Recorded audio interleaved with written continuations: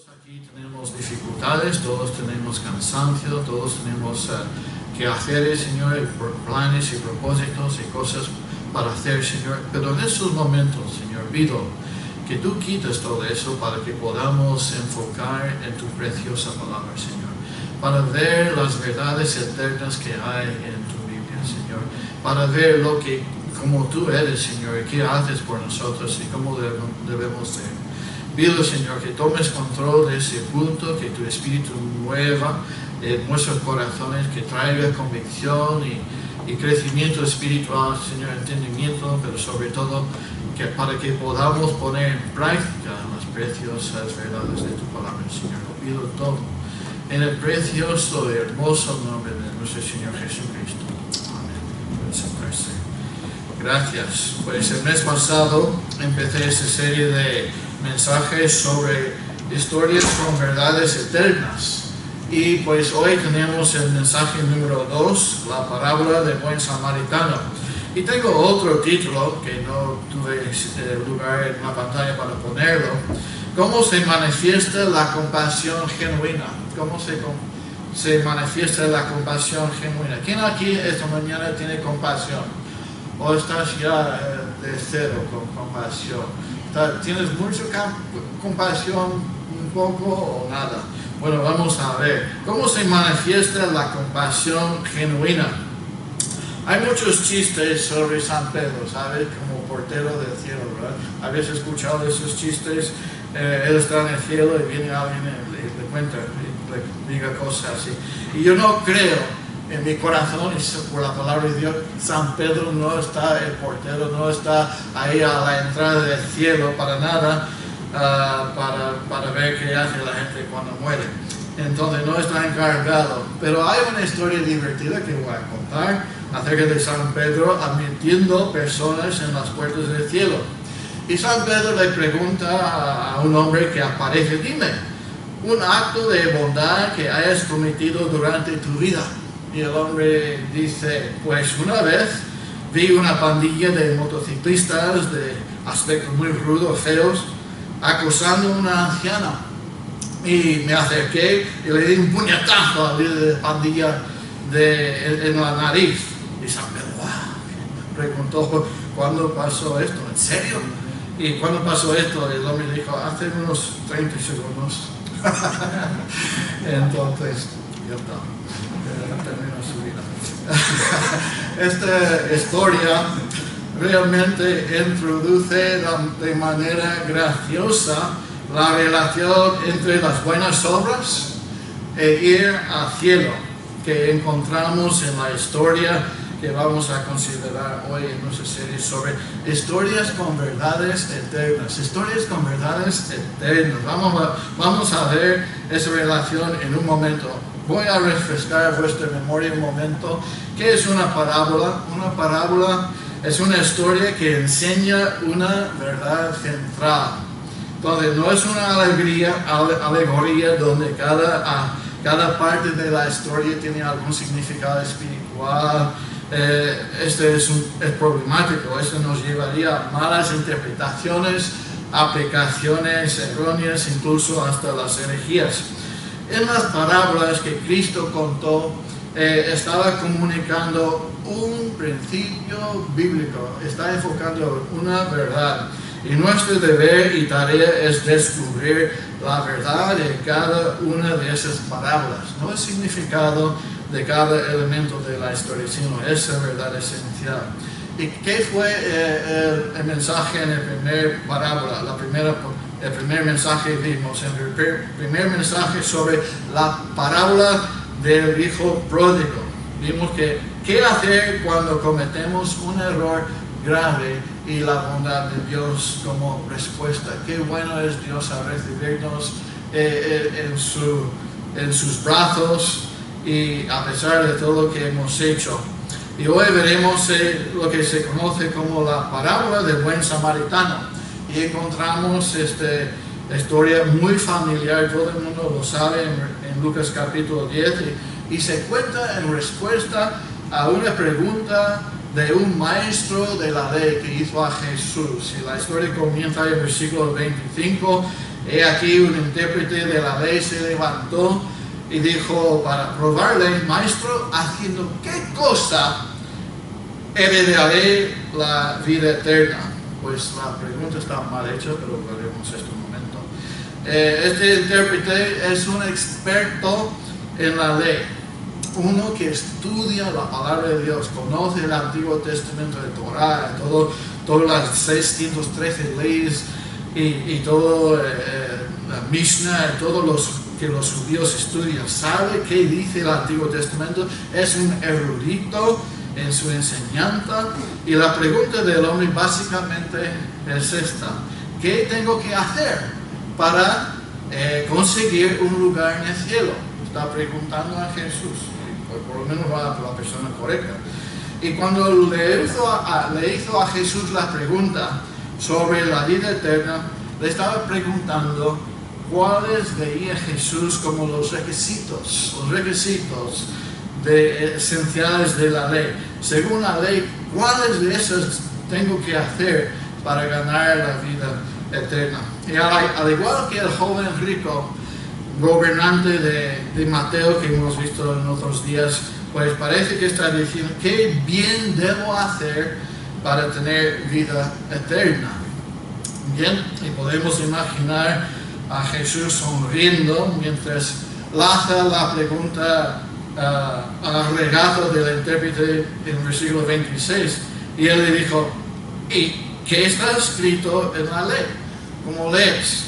Entonces, ¿cuál es tu lectura al respecto? Dime tú, experto en la ley, ¿qué dice la palabra de Dios? Antes de contestar, tú me dices qué dice la Escritura. Y Jesús se abstiene de darle una respuesta al hombre y más bien le dice: ¿tú conoces la ley? ¿Qué me dices a mí? A la respuesta. El versículo 27, todo el mundo tiene ese versículo memorizado, ¿verdad? ¿A que sí? ¿Sí o no? Aquel respondiendo dijo: amarás al Señor tu Dios con todo tu corazón y con todo tu alma y con todas tus fuerzas y con toda tu mente, y a tu prójimo como a ti mismo, ¿verdad? Vamos a leerlo todos juntos, ¿verdad? El versículo 27. Aquel respondiendo dijo: amarás al Señor tu Dios con todo tu corazón y con toda tu alma y con todas tus fuerzas y con toda tu mente, y a tu prójimo como a ti mismo. Amén. Pues lo primero está hablando de los primeros 4 mandamientos de la ley, de nuestra relación con Dios.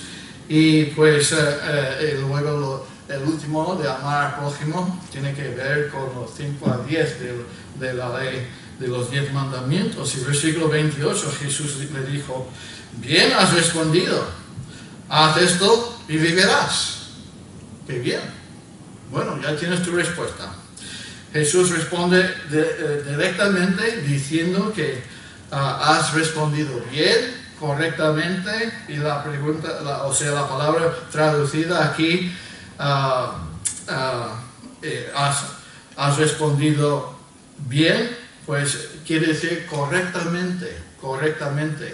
En el griego es la palabra ortodoxa, o sea, ¿te suena esta palabra? Viene la palabra orthos, que de donde obtenemos la palabra ortodoxo. Has respondido bien, correctamente.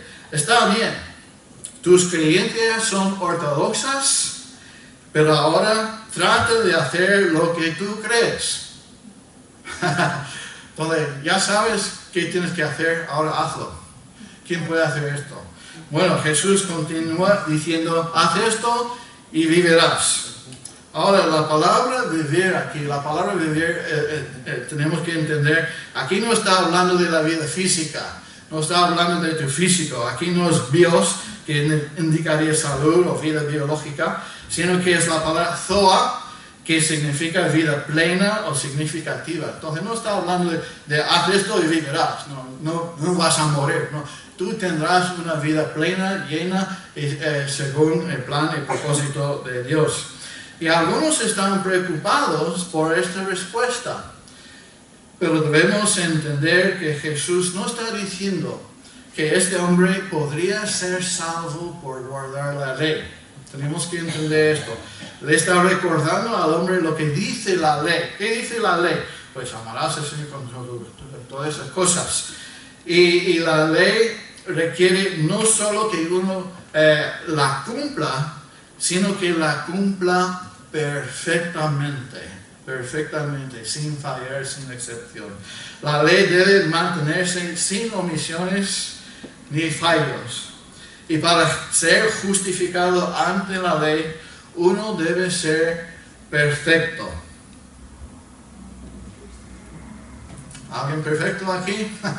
Si eres perfecto. Bueno, Jesús quiere que el intérprete de la ley vea que la ley no puede salvar a nadie, porque nadie puede guardar la ley perfectamente.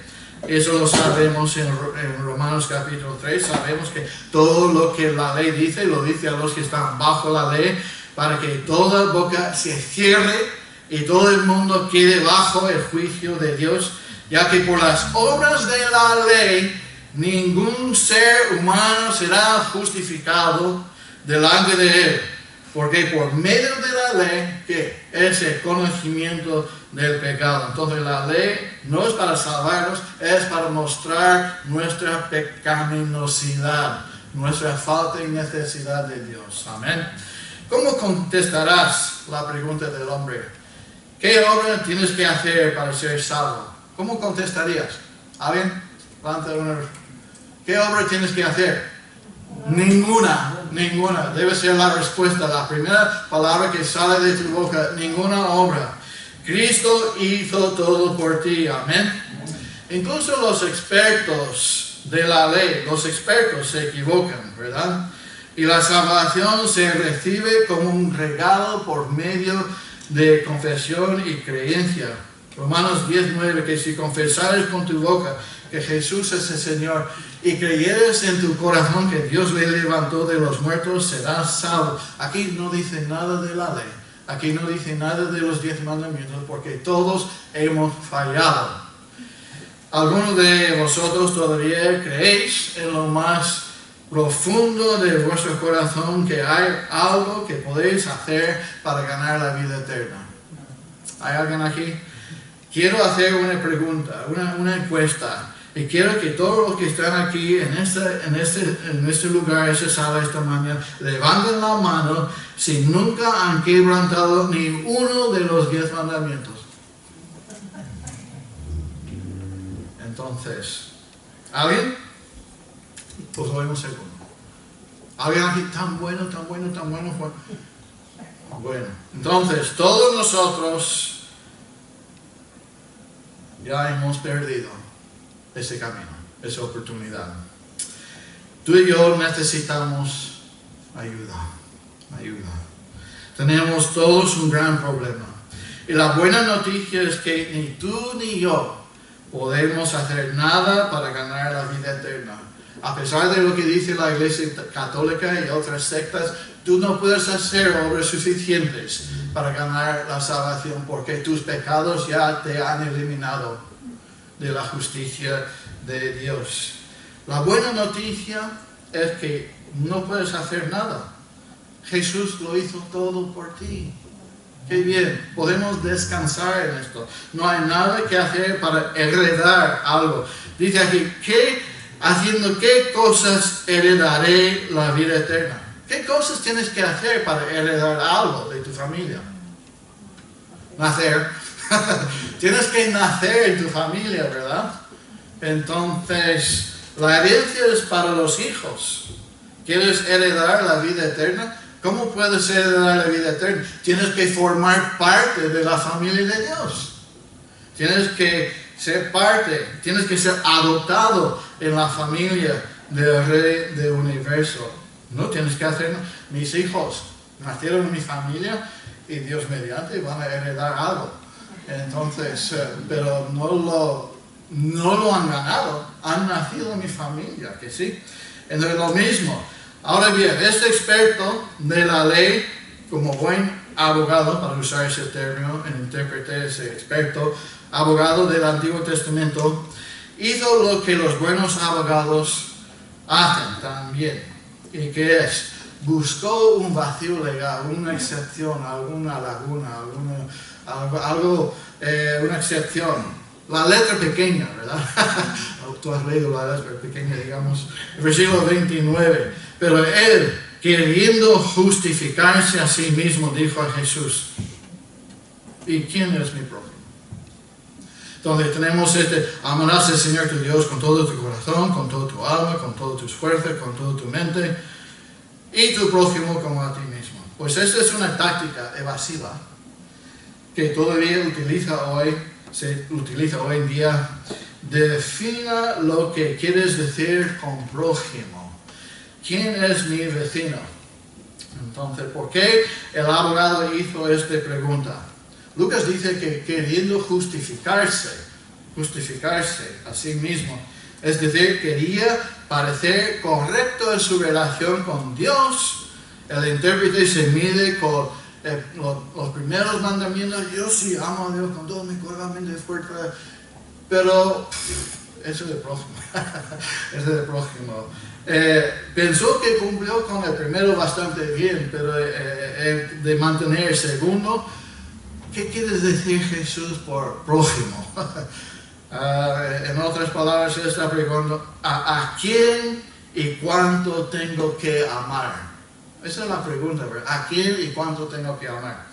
Y a menudo somos como este hombre, tú y yo, ¿verdad?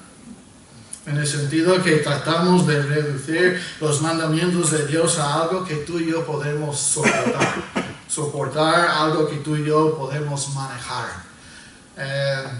Nos gustaría creer que amar a mi prójimo significa amar a las personas que a mí me aman. O al menos amar a las personas que son dignas de ser amadas. Amar a mi prójimo viene a significar algo así. Eso es lo que dice el mundo. Voy a ponerlo aquí. Haciendo cosas buenas para personas que probablemente también me harán cosas buenas a mí. Probablemente eso es lo que también pensó el experto. Yo amo a los que me pueden amar, hago bien a los que me pueden hacer cosas buenas cosas, y así es lo que piensa el mundo. La pregunta original del intérprete fue: ¿qué tengo que hacer para entrar en el cielo? Y como muchos de nosotros, el abogado pensó que conocía las respuestas correctas, pero no estaba en absoluto preparado para la historia que Jesús va a contar ahora, sobre la compasión verdadera en la vida real. ¿Puede una persona ser salvo mostrando compasión a su prójimo? ¿Quién es mi prójimo? ¿Puede una persona ser salvo mostrando misericordia, compasión, haciendo cosas buenas a otros en este mundo? Y la respuesta es no.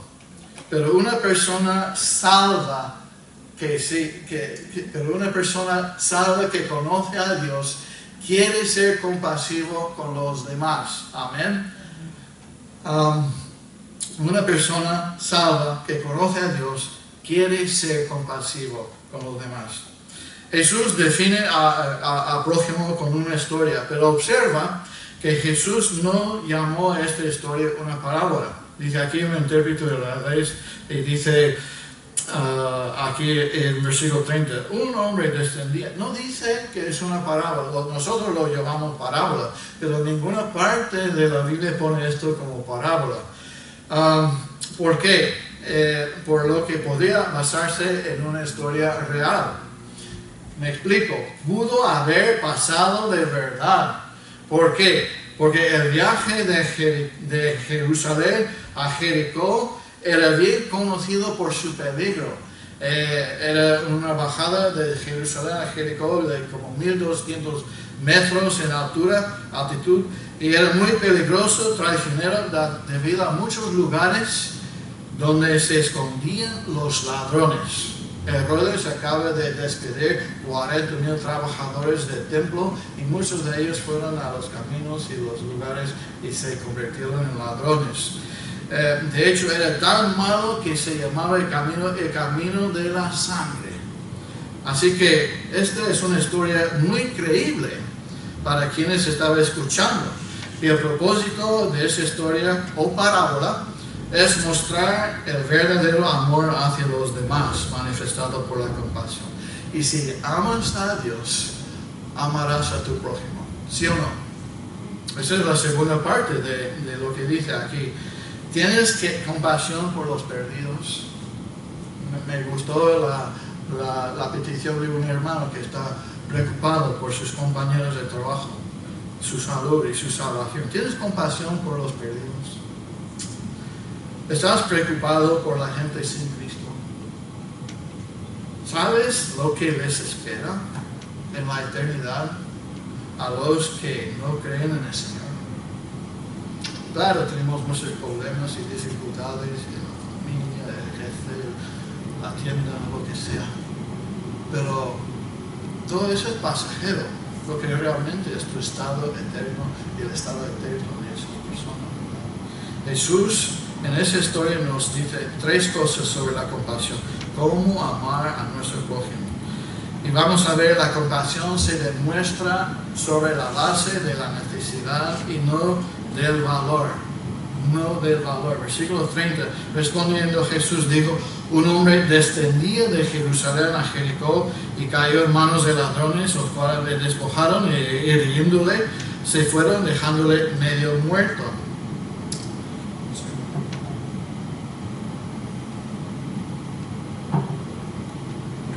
Nuestra compasión debe ser impulsada no por el valor de esta persona, sino por la necesidad de esa persona.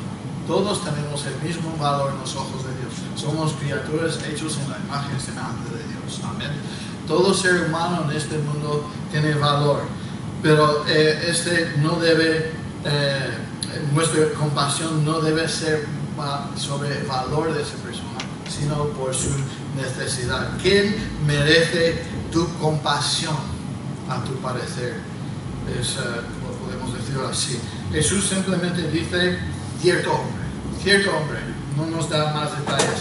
El hombre robado, herido, dado por muerto, medio muerto, y necesita ayuda urgente. El hecho de que este hombre está despojado de su ropa hace imposible identificarle como judío, samaritano, pagano, griego, romano. No tiene su ropa. Y si no tienes tu ropa, ¿a qué pueblo perteneces? Bueno, no se sabe. Pertenece a la raza humana, porque hay veo la piel. Y pues no se puede determinar si este es judío o gentil. La identidad cultural de una persona se revelaba por su forma de vestir. Porque daba algo, por supuesto, porque sabía que era samaritano. Entonces, algo para identificarle. Pero mientras esta víctima desconocida está tumbado ahí, al lado de la carretera, una serie de 3 personas se cruzan en el camino. Entonces, el primer hombre que se presenta ahí en versículo 31, ¿quién es? Un sacerdote. Aconteció que descendió un sacerdote por aquel camino y viéndole pasó de largo. Entonces, un sacerdote viene por el camino, vio el hombre ahí tumbado, herido, cruzó al otro lado y siguió su camino. Y a lo largo de los años, algunos han excusado al sacerdote por varias razones, diciendo que él no quería tocar al hombre porque podría haber estado muerto, y había dejado al sacerdote impuro ceremonialmente y no habría podido llevar a cabo sus deberes, ¿vale? Pero quiero que observes que dice que tanto él como el levita que viene siempre en el momento, venían por el camino descendiendo de Jerusalén a Jericó. O sea, ya han cumplido sus deberes. Estaban yendo a casa, no al templo. Descendían, salir de Jerusalén, ya habían cumplido con sus deberes, estaban en camino a casa, no al templo. Y este es uno de los aspectos más impactantes de la parábola. Cuando Jesús la contó, el sacerdote era considerado como eminente, la persona más santa que existía entre los judíos, enseña las escrituras, ofrece sacrificios por el pecado del pueblo y se le permite adentrarse más en el templo que cualquier otra persona normal y corriente. Sabe que los sacerdotes podían entrar en el lugar santo, y el sumo sacerdote una vez al año puede entrar en el lugar santísimo. Amén. La gente común como tú y yo entramos en el patio de los judíos y ahí nada más, no podemos entrar más. No somos sacerdotes ni de la tribu de Leví. Y pues si alguien iba a reflejar el carácter de Dios, sería el sacerdote. Pero siguió su camino y dejó al hombre ahí solo. El segundo hombre, que se presenta en el versículo 32, asimismo, un levita, llegando cerca de aquel lugar, viéndole, pasó de largo. El levita es un hombre de la tribu de Leví. Que listos sois, estáis despiertos. Levita es de la tribu de Leví, muy bien. Con privilegios de hacer ¿qué? Ayudar en el templo, ayudar a los sacerdotes. Los levitas eran los responsables de ayudar a todos los muebles y todas las cosas del templo. El levita al menos se acercó, miró al hombre, pero tal vez no fuera más que la práctica actual de curiosidad. ¿Habéis visto algún accidente en la carretera y hay un retraso de 5 kilómetros? Porque todo el mundo está parando para ver. Y sí, no hay ningún obstáculo en la carretera, pero cada uno está parando para mirón. ¿Cómo es la palabra? Un mirón en la escena de un accidente para ver qué había sucedido. Él tampoco sintió la necesidad de hacer nada para ayudar. Entonces los dos primeros viajeros probablemente simplemente no quisieron involucrarse. ¿Tú identificas con uno de ellos? No querían ningún problema, no eran monstruos, no eran mala gente. Normal, gente agradable con sus familias, gente corriente que amaba a sus hijos, hacía lo mejor que podía para sobrevivir en este mundo. Vieron una necesidad y sin embargo no hicieron nada al respecto. Ambos hombres vieron al hombre, pero ignoraron la necesidad. Estos dos profesionales religiosos estaban atrapados en una religión sin vida. Algunos vienen a la iglesia, pero esto no afecta de tu forma de ser. Hay algunos religiosos, pero es solamente el domingo por la mañana, domingueros. Y el lunes, martes, miércoles, ¿cómo estás? Esto te describe a ti. Estos hombres eran religiosos, pero no cambió su forma de ser. ¿Alguna vez has sido sacerdote o levita moderno? Sea honesto contigo mismo y yo conmigo mismo. Imagínate por un momento, si hubieras sido el sacerdote o el levita de esa historia, ¿por qué no te habrías detenido a ayudar? Bueno, porque no nos detenemos a ayudar a las personas que hoy han sido robadas y golpeadas y descartadas por la sociedad. Y no tomaría mucho tiempo encontrar una lista larga de razones por las que no ayudamos a las personas en apuros. Y creo que esto va a tocar a algunos aquí y a mí. Y honestamente es posible que a veces no seamos la persona adecuada para ayudar a alguien. Puede ser.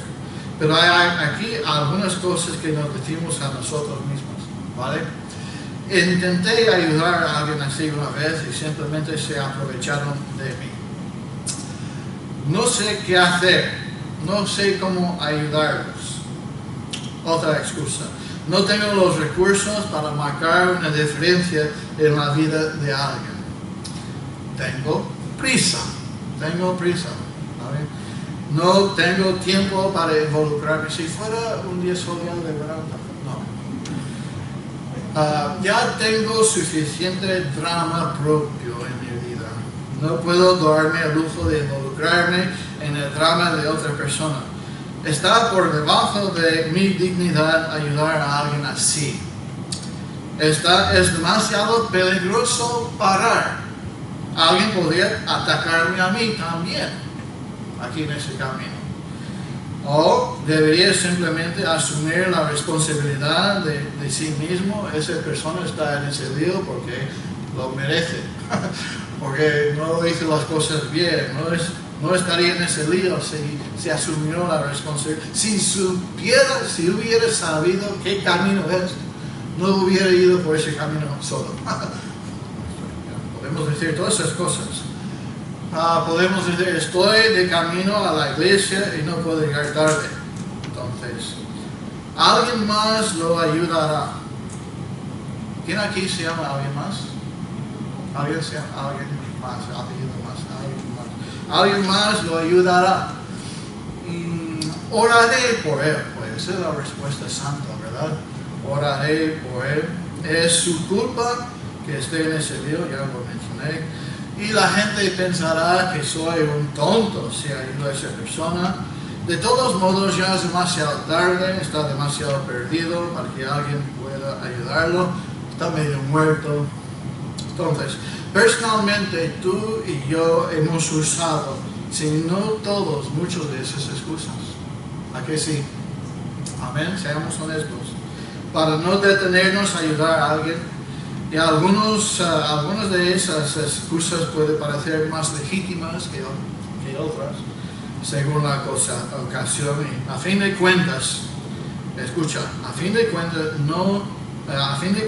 se nos ha de juzgar no por nuestro credo, sino por la vida que vivimos. Dios nos va a juzgar no por lo que creemos, sino cómo llevamos nuestra vida. Siguiendo al Señor. Entonces la compasión se demuestra sobre la base de la necesidad, no del valor de la persona. Vamos a seguir otro punto aquí. La compasión se mide por los obstáculos que se deben superar para ejercerla. Entonces la compasión.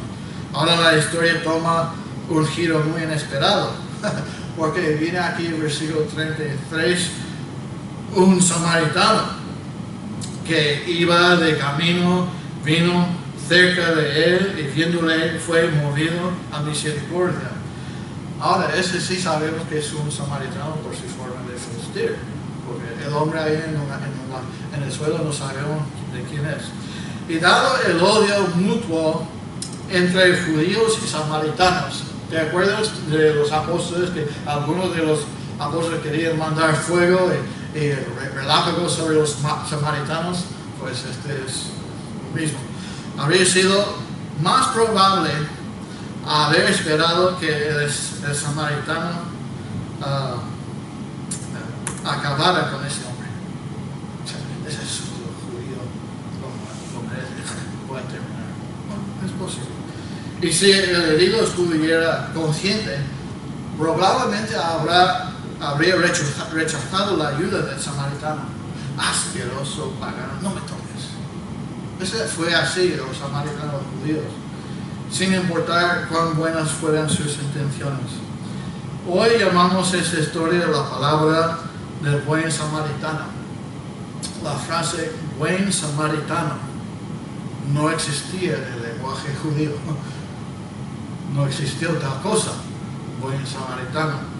Se ha convertido en parte de nuestro lenguaje hoy día, incluso el mundo. O sea, es un buen samaritano ayudó a otra persona en ese problema. Pero esa definitivamente no era una frase que usaron los judíos nunca en sus vidas, en su vocabulario, en la época de Jesús. De hecho, probablemente ni siquiera habrían considerado decir las palabras bueno y samaritano juntos, en ningún momento, en la misma oración. Y para los judíos que escucharon esa historia, la frase buen samaritano, les chocaba los oídos. ¿Sabes qué es un oxímoron? Oxímoron, ¿sí, verdad? Dos palabras que anulan entre sí, como tortuga rápida. Sí, algo. Bueno, he puesto aquí, busqué por ChatGPT. Dime algunos oxímorones en español. Entonces, silencio ensordecedor, oscura claridad, muertos vivientes, realidad virtual, verdad amigas, amarga dulzura, triste alegría, dulce agonía, original, copia. Inteligencia militar. Calma tensa. Bueno, fijaos que todos esos se anulan entre sí, ¿verdad? Buen samaritano. No existe. Bueno, fijaos conmigo 3 obstáculos que impidieron que el samaritano mostrara compasión. Primero, tuvo que superar el obstáculo de ser despreciado. ¿Estáis conmigo esta mañana? Amén. ¿Interesante? Sí. ¿Has sido despreciado? La pregunta para ti es, ¿has sido tú despreciado alguna vez? Yo sí. Habría sido impactante para Jesús decirle a la gente que este hombre fue ayudado por un hombre común y corriente.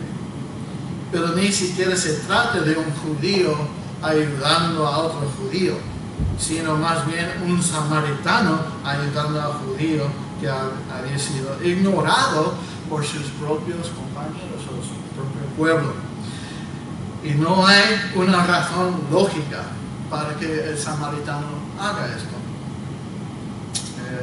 Reorganizar sus planes, gastar su dinero para ayudar a un enemigo necesitado. Y de todas las personas que pasaron junto a ese hombre herido, el samaritano tenía la menor razón para ayudar. Antes de este incidente se le consideraba como un desconocido en su sociedad, y su buena acción hoy no va a cambiar su estatus en la sociedad. Va a seguir siendo un samaritano. Sin embargo, cuando el pasaje dice que cuando le vio dice aquí, versículo 33, viéndole fue movido a misericordia, compasión, fue movido a misericordia. La palabra griega usada aquí para compasión, todos dicen esa palabra conmigo, ¿verdad? ¿Lo puedes decir? Splachnizomai. Ese buen samaritano experimentó splachnizomai en sus entrañas. Esta es una palabra muy vívida, ¿verdad? Proviene de una palabra que se refiere a los intestinos, las entrañas, su corazón. Suena bastante asqueroso, ¿verdad? Splachnizomai. Ya puedes compartir eso con tus amigos esta semana. Y el Señor fue movido con compasión por la multitud sin comida. El Señor fue movido a esplanizomai por los que estaban sin pastor, las ovejas dispersas. El Señor Jesucristo fue movido a compasión. La misma palabra aquí. Y el samaritano vio al mismo hombre lamentable tendido en agonía junto al camino, y su corazón se agitó tanto que no podía pasar sin ayudar. Así es como nos afecta la compasión. A veces tenemos que actuar. No podemos pasar por largo. Nos conmueve, nos preocupa, nos mantiene despiertos por la noche hasta que hagamos algo. Tú llevas alguna vez una noche pensando qué puedo hacer, y no puedes conciliar, no puedes dormir. Y cuando aquel samaritano miró a aquel hombre sufriente que yacía medio muerto al lado del camino, algo pasó en sus entrañas, algo que le hizo imposible alejarse. No decidió ayudar a ese tipo basándose en lo digno que era. Le ayudó por la necesidad que tenía. Mira lo pongo aquí en la pantalla porque para mí es una cita de Gregorio el Grande. Quien da cosas externas, da algo externo de sí mismo, pero quien imparte compasión y lágrimas, le da algo de sí mismo. Qué bonito, ¿verdad?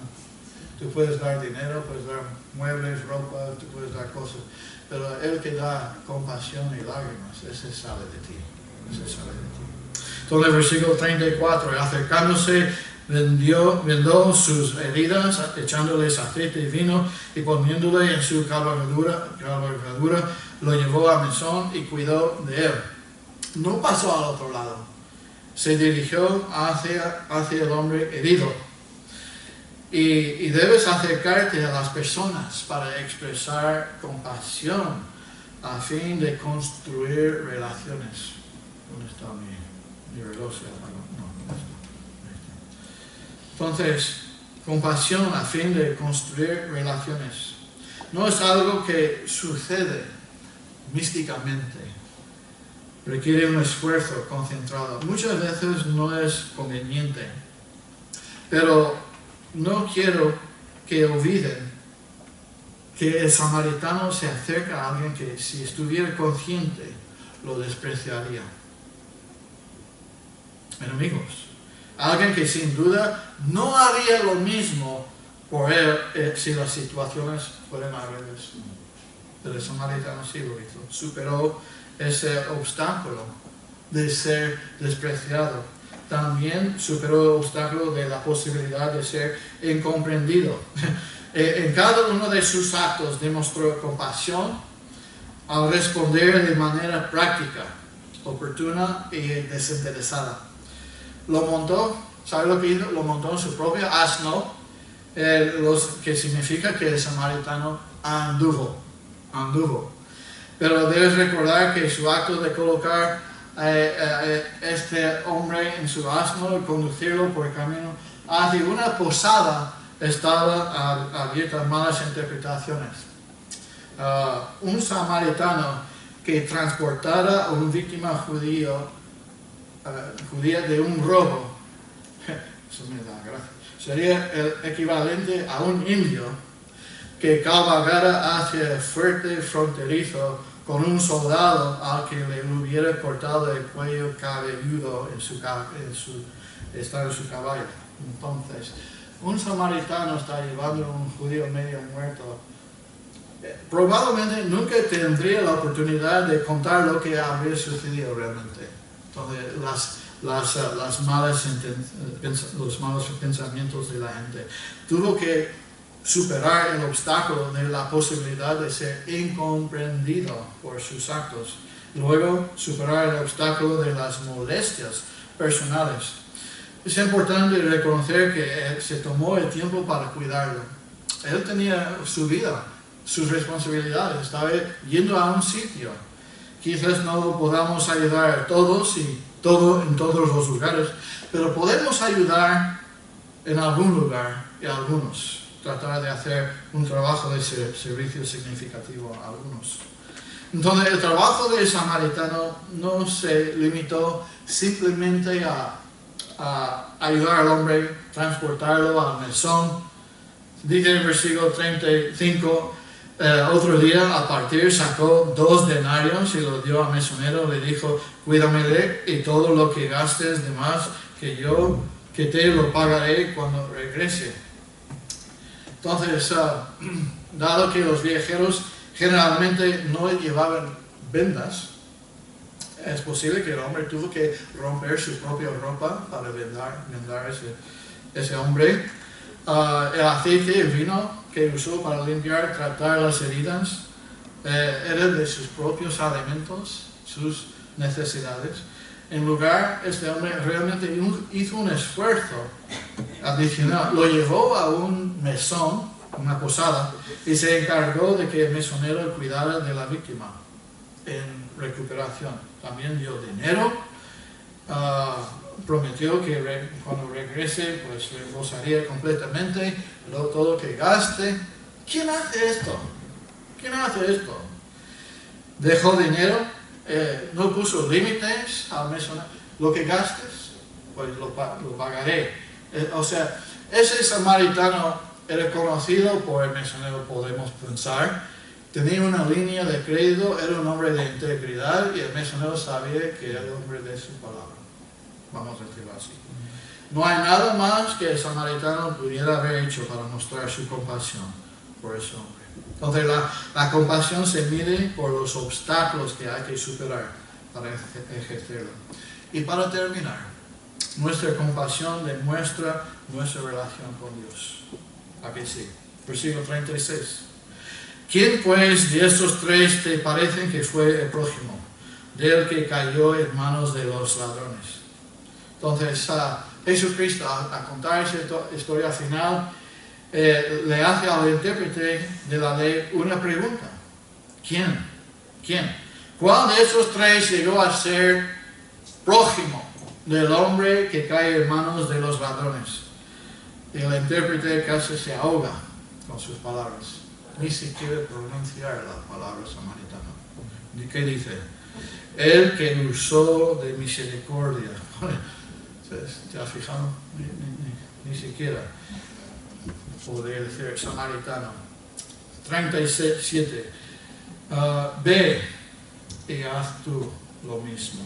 Entonces, por segunda vez, Jesús parece decirle a ese hombre que haga algo para heredar la vida eterna. ¿Qué podemos hacer para heredar la vida eterna? Nada, ¿verdad? Entonces parece que el Señor dice, ve, haz tú lo mismo. ¿Qué debo hacer para heredar la vida eterna? Pues tú haz lo mismo. Pues, ¿por qué Jesús dice esto? ¿Por qué?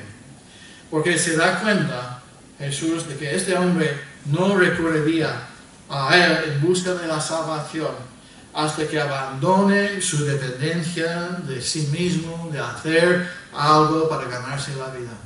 Nadie va a buscar la salvación en Jesucristo mientras todavía puede tener esperanza en sí mismo. De algo que yo puedo hacer. El experto se queda sin ninguna de las excusas o justificaciones que quería. Y la segunda pregunta que hizo el intérprete fue, ¿quién es mi prójimo?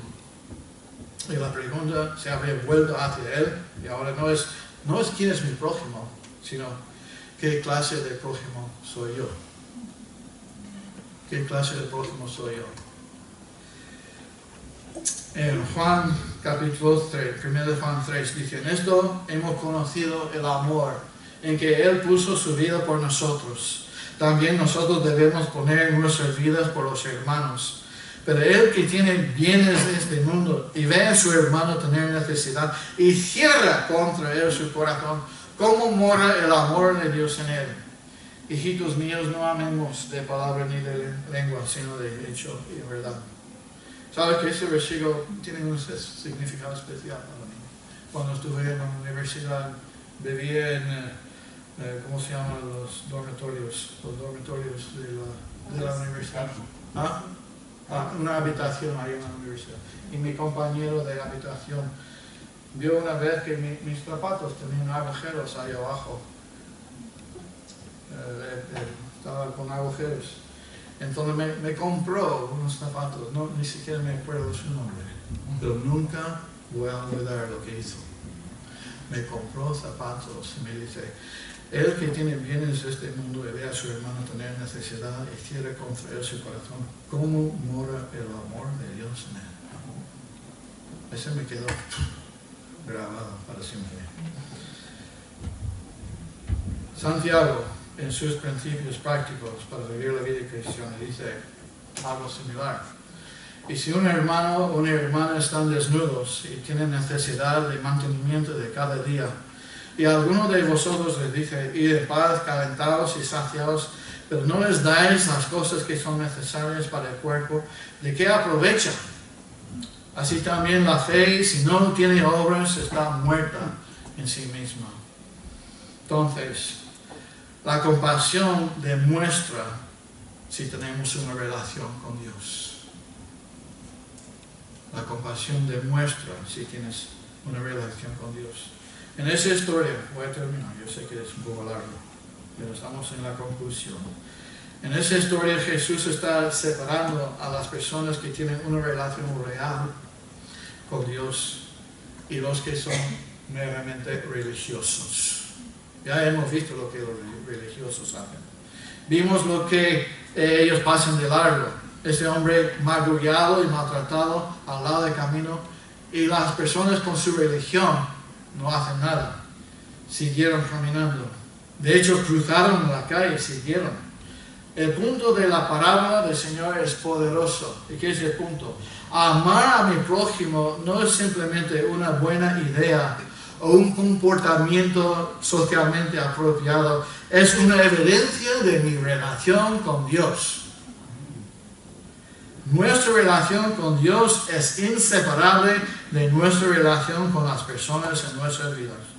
Y voy a poner algo aquí en la pantalla que todo el mundo sabe, ¿verdad? Amar a Dios, amar a otros y servir a los dos. Amén. No podemos tener una relación real con Dios y no actuar con amor hacia otras personas. Como dije la semana pasada, nosotros somos los brazos de Dios, las manos de Cristo en este mundo. Vamos a ponernos de pie, por favor, con los ojos cerrados.